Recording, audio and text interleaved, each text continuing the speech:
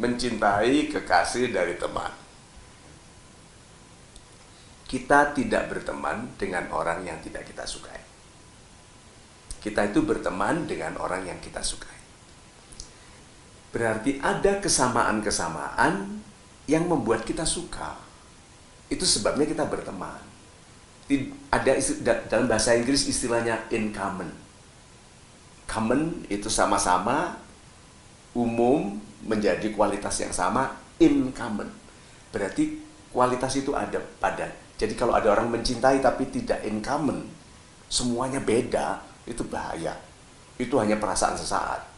Tapi teman itu memang biasanya lebih asli kedekatannya daripada kekasih yang namanya pacar pada waktu masa muda.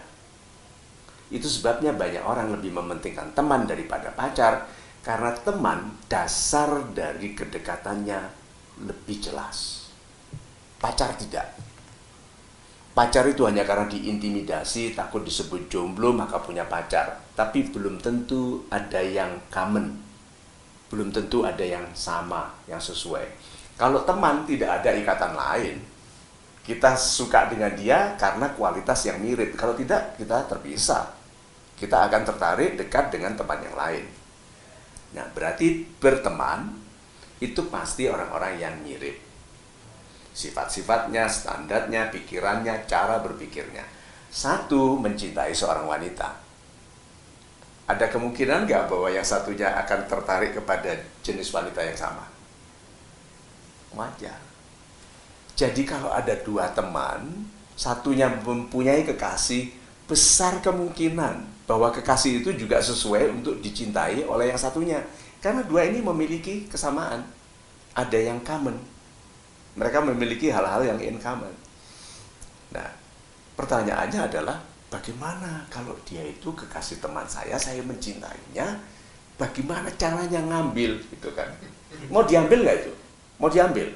Mau ya? Oke. Ini teman apa-apa nih kok? Karena kalau berteman setia, tidak mengambil kekasih temannya, tapi namanya cinta, itu lebih kuat daripada pertemanan. Jadi tanya gini, Mario bagaimana caranya minta pacar orang? Datangi, tanya, bro, lu masih mau nggak? Kalau nggak mau untuk gua, ya, kalau kita berani bertanya seperti itu, kita harus memiliki kecepatan lari yang tinggi. Karena setelah itu kita harus cabut lari. Nah, anjurannya, biarkan yang alamiah terjadi. Ini konsepnya dalam ilmu pelayanan, dalam bisnis.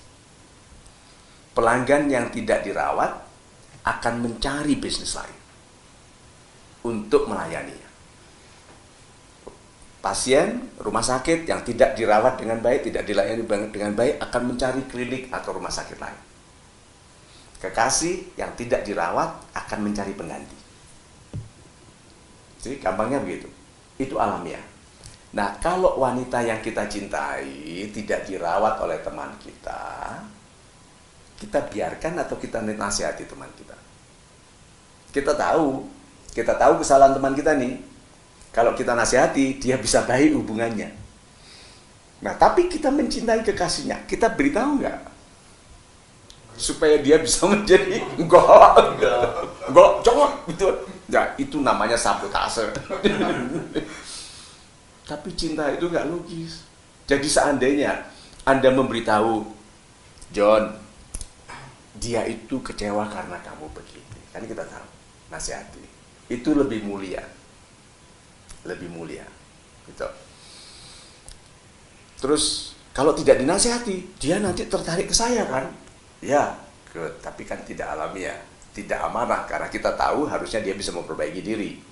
Nah, kalau kita beritahu aja, supaya dia memperbaiki diri, supaya kekasihnya nanti dekat lagi.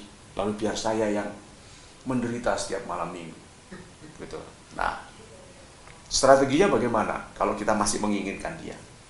Nasihati dia di mukanya wanita itu. Wanita itu kan kagum. Kamu itu jangan begitu, dia itu wanita baik. Gitu. kamu itu pilih, dia itu. Nanti wanita itu kan, wah ini super nih wanita.